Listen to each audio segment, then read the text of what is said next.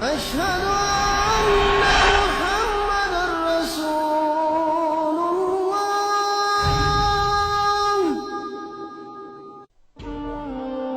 கடவுளை பற்றி சொன்னவர்கள் எல்லாம் கடவுளாகிவிட்டனர். ஆனால் கடவுளை சொன்ன கடவுளாக்கப்படாத ஒரே ஒரு மத தலைவர் யார்? ஒரு மதத்தை புனரமைத்த தலைவருக்கு 14 நூற்றாண்டுகளாக ஒரு சிலையோ உருவமோ இல்லையே. யார் இவர்? இவரின் பெயர் 24 மணி நேரமும் உலகெங்கும் ஒலிக்கிறதே. யார் இவர்? 14 நூற்றாண்டுகளாக சிலையோ உருவமோ ஆக்கப்படாத ஒரே ஒரு அரசியல் தலைவர், ஒரே ஜனாதிபதி, ஒரே சக்கரவர்த்தி, ஒரே ஒரு உச்ச நீதிமன்ற நீதிபதி யார்? மனிதன் என்றால் தவறு வரும்.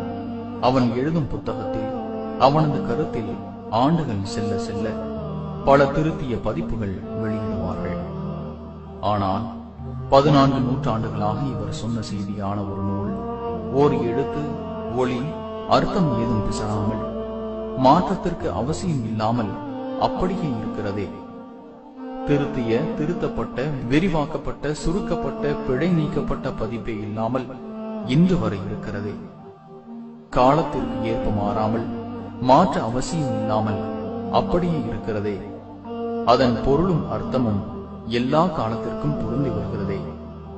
அறிவியலை மிஞ்சுகிறதே இந்த நூல். அது எப்படி? இதை எப்படி ஓர் எழுத படிக்க தெரியாத ஒரு நபர் சொல்லி இருக்க முடியும்? அதுவும் 6ஆம் நூற்றாண்டில். ஒரு சிறந்த மாவீரன் என்ற பெயர் பெற்ற இவருக்கு ஓர் சிலை கூட இல்லையே. யார் இவர்? உணவிற்காக தம் இரும்பு சட்டையை அடகு வைத்த அந்த சக்கரவர்த்தி யார்? இவர் கால் பதிக்காத இடத்திலெல்லாம் இவர் சொன்ன கொள்கை எப்படி கால் பதித்தது? அதுவும் அறிவியல் வளர்ச்சியே இல்லாத அந்த காலத்திலே. சிந்தியுங்கள். எப்படி 6ஆம் நூற்றாண்டில் வாழ்ந்த ஒரு மனிதர் சொன்ன செய்தி இன்றும் பரவி விரிந்து வளர்ந்து கொண்டிருக்கிறதே. என்ன காரணம்? அவர் சொன்ன நூலைதான் சிறிது புரட்டுங்களேன். எப்படி 6ஆம் நூற்றாண்டில் வாழ்ந்த மனிதர் 21ஆம் நூற்றாண்டில் நடக்கும் செய்திகளை அப்படியே முன்னறிவிப்பு செய்திருக்க முடியும்?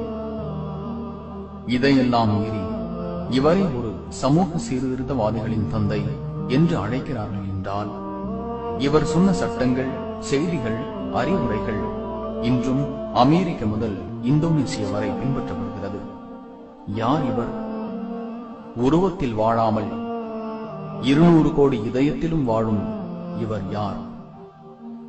அரேபிய துணை கண்டத்தின் ஜனாதிபதி, பேரரசர், உச்ச நீதிமன்ற தலைமை நீதிபதி, இஸ்லாமிய மார்க்கத்தை புனரமைத்த தலைவர், சமூக சீர்திருத்தவாதிகளின் தந்தை, நாணயமான வணிகர், தத்துவவாதி, வாய்மையான பேச்சாளர், போர் வீரர், இராணுவ தலைவர், கொடையாளி, மனிதநேய செம்மல், சிறந்த குடும்ப தலைவர், அகிலத்தின் அருட்கொடை, பெருமானார், மனிதர்களின் முன்மாதிரி, மாமனிதர், இறை தூதர், நபிகள் நாயகம்.